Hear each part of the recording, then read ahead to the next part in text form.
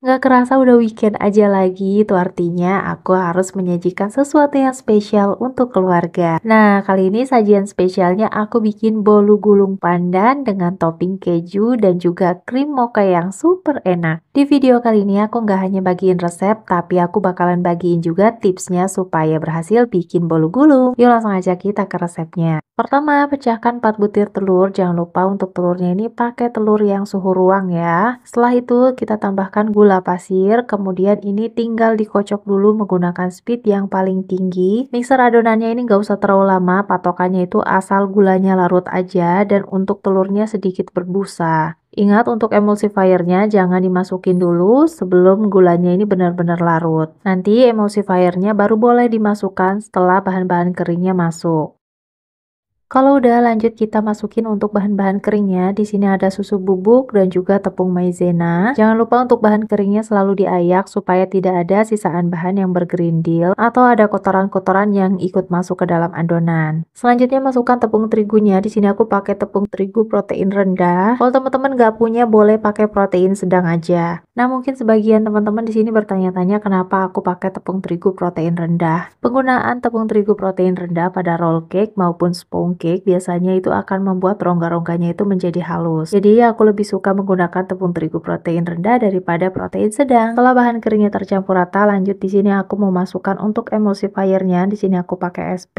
Oh iya, untuk mengadukan bahan keringnya tadi nggak perlu terlalu lama. Dia cukup menggunakan speed yang paling rendah di mixer selama kurang lebih 1 menit asal tercampur rata aja. Setelah emulsifiernya masuk, barulah kita menggunakan speed yang paling tinggi dan dikocok sampai adonannya itu mengembang kental putih berjejak seperti itu. Karena bahan kering masuk bersamaan dengan SP, biasanya adonannya bakalan jadi lebih berat, jadi sebaiknya naikkan speed mixernya itu secara berkala supaya mixernya nggak cepat rusak.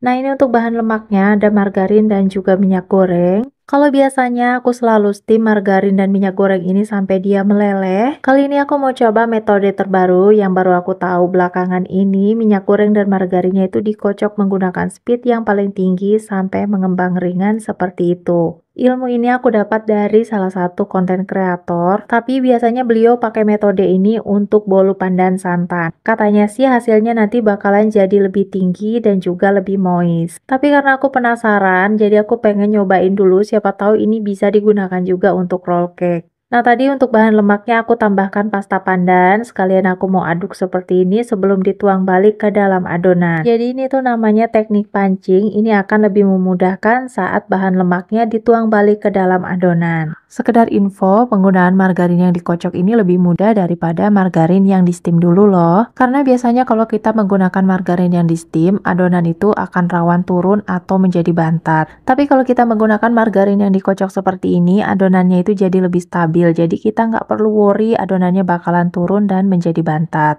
Setelah bahan lemaknya tercampur dengan sebagian adonan, tuang balik ke dalam adonan yang sudah kita buat tadi. Selanjutnya mau aku langsung aduk aja. Sebelum aku aduk, di sini aku tambahkan lagi untuk pasta pandannya. Karena tadi warnanya masih agak pucat. Kalau teman-teman suka warnanya yang lebih gonjreng, boleh ditambahkan juga dengan pewarna makanan ya. Aduk rata adonan menggunakan teknik aduk balik atau teknik folding sampai semuanya tercampur rata dan dipastikan tidak ada endapan di dasar wadah.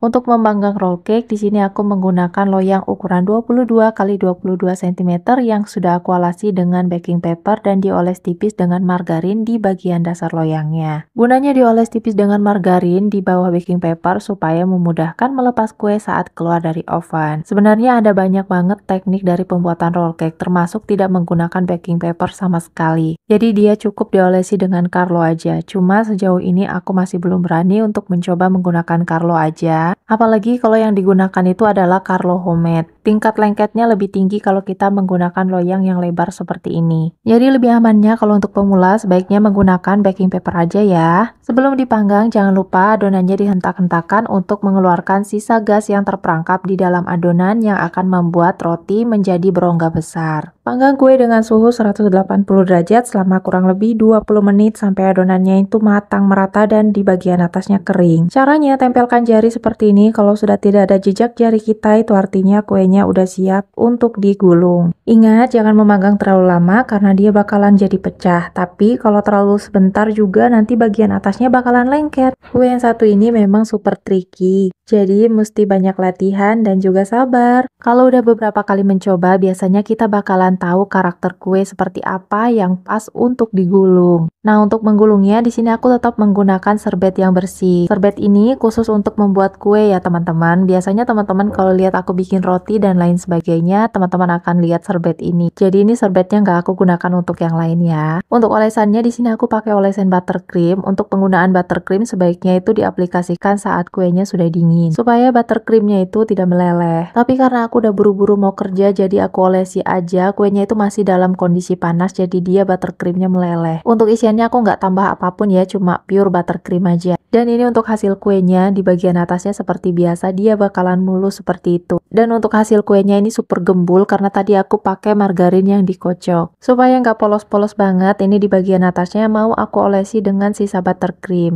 By the way, ini buttercreamnya rasa mocha ya. Ini tuh buttercream yang aku buat kemarin untuk roti, masih ada sisa jadi aku aplikasikan untuk roll cake. Nah, ini bagian luarnya udah selesai aku olesi dengan buttercream. Lanjut mau aku kasih topping. Untuk toppingnya di sini aku pakai keju cheddar yang diparut. Kalau teman-teman suka boleh pakai topping apapun, itu termasuk meses juga boleh. Menyesuaikan aja dengan selera masing-masing. Karena ini untuk makan sendiri, jadi untuk topping keju parutnya aku kasih lebih banyak supaya lebih enak. Nah, ini roll cake-nya udah selesai, aku kasih topping keju. Sebelumnya tadi aku udah masukin ke dalam chiller selama kurang lebih 15 menit supaya buttercreamnya itu lebih ngeset dan lebih mudah saat dipotong. Nah, ini aku bakalan potong supaya teman-teman tuh bisa lihat penampakan di bagian dalamnya. Bisa terlihat rongganya itu bener-bener halus, kuenya itu lebih gembul dan juga ini tuh pastinya lembut banget. Kalau di tempat aku biasanya untuk roll cake ukuran segini aku jual dengan harga 85.000. Karena aku tinggal di Timika, Papua yang mana harga bahan baku kue itu lumayan mahal dibandingkan dengan di Pulau Jawa atau Sulawesi. Nah, gimana menurut kalian? Gampang banget kan bikinnya? Jadi jangan lupa cobain resep ini ya. Happy cooking!